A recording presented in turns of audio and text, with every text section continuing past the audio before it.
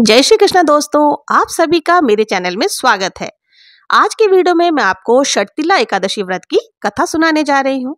कथा का श्रवण करने मात्र से आपके द्वारा किए गए पापों का अंत होता है। अंत में आपको मोक्ष की प्राप्ति भी होती है और आपके जीवन में जो भी कठिनाइयां और बाधाएं हैं, जो भी परेशानियां हैं, वो भी दूर होती है। तो चलिए कथा का श्रवण करते हैं। कथा सुनने के लिए हमें 1 लोटा जल ले लेना है। साथ ही हाथ में थोड़े से सीधे हाथ में तिल के दाने आपको ले लेने हैं। अब हम लोग कथा के श्रवण करते हैं। प्रेम से बोलिए श्री हरि विष्णु की जय। ओम नमः भगवते वासुदेवाय। अब हम कथा की शुरुआत करते हैं।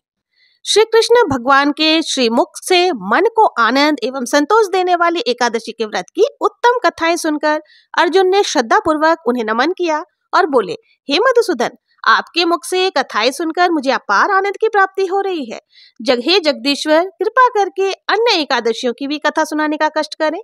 हे पार्थ, मैं अब आपके माघ मास के कृष्ण पक्ष की षटतिला एकादशी की व्रत कथा सुनाता हूँ, सो ध्यान पूर्वक सुनो।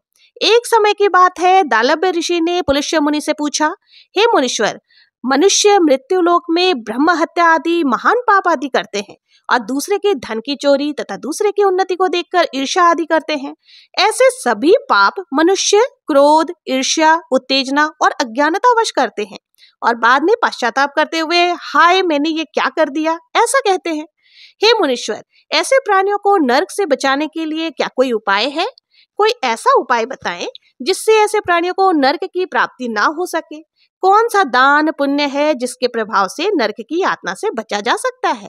ये सब आप कृपा करके मुझे बताइए। इस पर पुलस्त्य मुनि महात्मा बोले, हे महाभाग, आपने मुझे अत्यंत गंभीर प्रश्न पूछा है। इससे संसार वासियों को बहुत ही लाभ होगा। जिस भेद को इंद्र आदि देव भी नहीं जानते, वो भेद मैं आज आपके सामने अवश्य ही बताऊंगा। माघ मास में आने पर मनुष्य को स्नान आदि से शुद्ध रहना चाहिए। अपने इंद्रियों को वश में करके काम, क्रोध, मोह, ईर्ष्या और अहंकार आदि से बचना चाहिए। पुण्य नक्षत्रों में गोबर, कपास, तिल मिलाकर कंडे बनाने चाहिए। उन कंडों से 108 बार हवन करना चाहिए।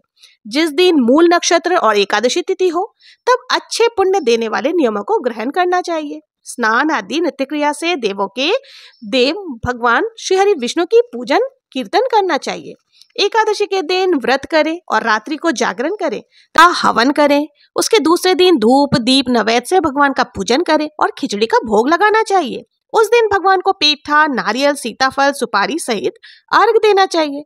फिर इस प्रकार उनकी स्तुति करनी चाहिए, हे भगवान, आप निराश्रित को शरण देने वाले हो। आप संसार में डूबते हुए का उद्धार करने वाले हैं। हे पुंडरीकाक्ष, हे कमल नेत्रधारी, विश्व विधाता, आप लक्ष्मी जी सहित मेरे इस तुच्छ अर्घ को स्वीकार करें। इसके पश्चात ब्राह्मणों को जल से भरा हुआ कुंभ, तिल दान करना चाहिए। यदि संभव हो तो ब्राह्मणों को गौ और तिल का दान जरूर से करनी चाहिए। जो जितने तिल का दान करता है, वो उतने ही सहस्त्र वर्ष तक स्वर्ग में निवास करता है। तिल से स्नान करना, तिल का उपटन लगाना, तिल से पूजन करना, तिल से हवन करना और तिल का ही भोजन करना या तिल का सेवन करना, इस प्रकार 6 रूपों से 6 प्रकार से तिल का प्रयोग षटतिला एकादशी व्रत में की जाती है। इसलिए षटतिला एकादशी व्रत कहलाता है।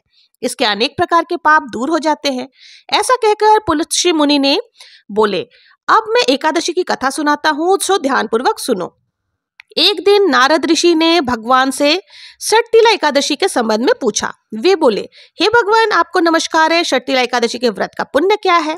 उसकी क्या कथा है, सो कृपा करके कहिए। नारद जी की विनती सुनकर श्री विष्णु भगवान बोले, हे नारद, मैं तुमसे आंखों देखी सत्य घटना कहता हूँ, सो ध्यान पूर्वक सुनना।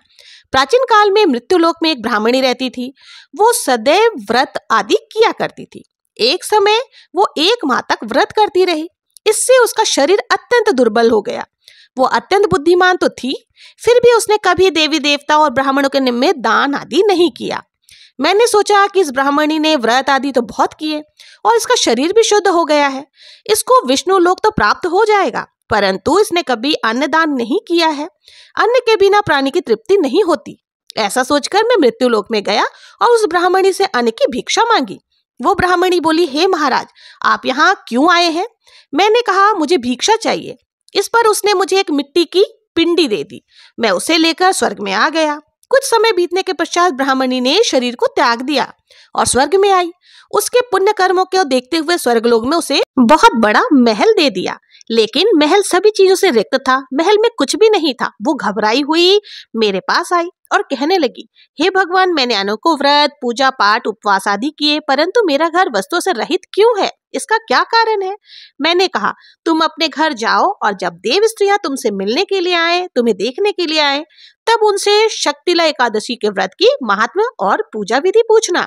जब तक वो तुम्हें ना बताए तब तक द्वार मत खोलना। भगवान के ऐसे वचन सुनकर वो अपने घर को गई और जब देव स्त्रियां आई और द्वार खुलवाने लगी तब वो ब्राह्मणी बोली, यदि आप मुझे देखने आई हैं तो पहले शर्तिला एकादशी व्रत की महात्म्य बताइए।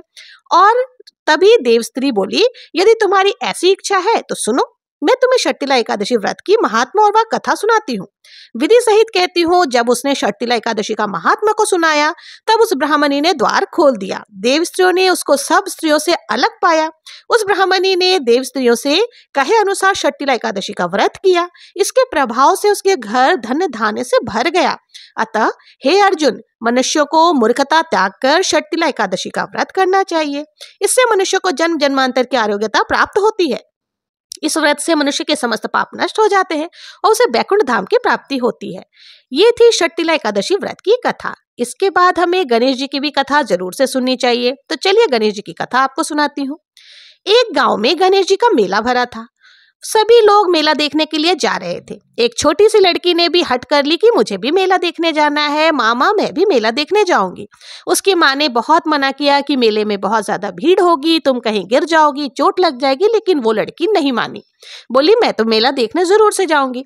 उसकी माँ ने उसकी जिद के आगे हार मानते हुए उसे 2 लड्डू दी और एक मटके में पानी दे दिया और कहा, लड्डू और पानी गणेश जी को पहले खिला देना और बचा हुआ तुम भी खा लेना। लड़की लड्डू और पानी का घड़ा लेकर के खुशी खुशी मेले में चली गई और जब मेले में गई जाके गणेश जी के पास बैठ गई और वो लड़की गणेश जी से बोली, लो गणेश जी, लड्डू खाओ, पानी पियो। गणेश जी नहीं आए। बहुत देर हो गई, सुबह से शाम हो गई, लड़की बैठी ही रही। गणेश जी ने सोचा कि अगर मैं इसका लड्डू नहीं खाऊंगा, इसका पानी नहीं पीऊंगा तो ये लड़की घर नहीं जाएगी, इसका दोष मुझे ही लगेगा। चलो मैं इसका लड्डू खा ही लेता हूँ। ऐसा सोचकर गणेश जी एक छोटे से बालक का रूप धर करके आए और कन्या से बोले, ला तेरा लड्डू खिला। लड़की ने लड्डू खिलाया, पानी पिलाया। गणेश जी लड्डू खाकर बोले कि मैंने तेरा लड्डू खाया है, पानी पिया है, अब मांग क्या मांगती है। लड़की सोचने लगी, क्या मांगू? अन्न मांगू, धन मांगू, कोठी मांगू, महल मांगू, खेत मांगू, बैल मांगू, सुहाग मांगू, क्या मांगू? अब वह सोच ही रही थी। इतनी देर में छोटा सा बालक गणेश जी बोले, तुमने जो कुछ भी सोचा है वो सब कुछ पूर्ण हो जाएगा, अब तुम अपनी घर चली जाओ। लड़की अपने घर चली गई। उसकी माँ ने पूछा, बेटा इतना देर कैसे कर दी? तब लड़की बोली, माँ आपने ही तो कहा था कि गणेश जी को लड्डू खिला के पानी पिला के आना, सो मैं गणेश जी को लड्डू और पानी पिला करके आई हूँ। जैसे ही उसने अपनी माता से ये सारी चीजें बताई, उसने जो भी मन में सोचा था वो सब कुछ पूर्ण हो गया। उसका घर अन्न धन से भर गया। गणेश जी महाराज, जैसे आपने उस लड़की की इच्छा पूरी करी वैसे ही सबकी इच्छाएं पूरी करना और सबके घर में अन्न धन के भंडार भरना। तो और जिस प्रकार से जो भी इस कहानी को सुने, कथा को कहे, हुकारा भरे, उन सबकी भी मनोकामनाओं को पूर्ण करना। तो ये थी गणेश जी की कथा। इस तरह से शर्तिला एकादशी व्रत की कथा पूर्ण हो जाएगी। कथा सुनने के बाद जो हमने हाथ में तिल के दाने लिए हैं और जो भी हमने लिया था उसे गणेश जी को समर्पित कर देना है। विष्णु भगवान को भी आप समर्पित कर सकते हैं। और बचे हुए तिल के जो दाने हैं उसे जल के लोटे में डाल देंगे। फिर हम जल का लोटा सूर्य देवता को अर्घ्य दे देंगे। और देखिए, शर्तिला एकादशी व्रत की कथा सुनने के बाद आपको बहुत ही प्रेम पूर्वक आरती भी जरूर से करनी है। तो आपको गणेश जी की आरती, विष्णु भगवान की आरती या फिर एकादशी माता की भी आरती आप कर सकते हैं। तो ये थी शर्तिला एकादशी व्रत की कथा। तो आप लोगों को ये कथा कैसी लगी? अगर आप लोगों को कथा का वीडियो पसंद आया हो तो कमेंट में श्री हरि विष्णु या श्री गणेश लिखना ना भूलें। और हम औरतें घर में 30 त्योहार किस प्रकार से करती हैं ये जानना है तो मेरे चैनल को सब्सक्राइब जरूर से करें। अगर अभी तक सब्सक्राइब नहीं किया है तो सब्सक्राइब करें, ज़्यादा से ज़्यादा लाइक करें, शेयर जरूर से करें। मिलते हैं नेक्स्ट वीडियो में किसी और पूजा विधि के साथ, किसी और कथा के साथ। तब तक के लिए जय श्री कृष्ण, जय श्री हरि विष्णु।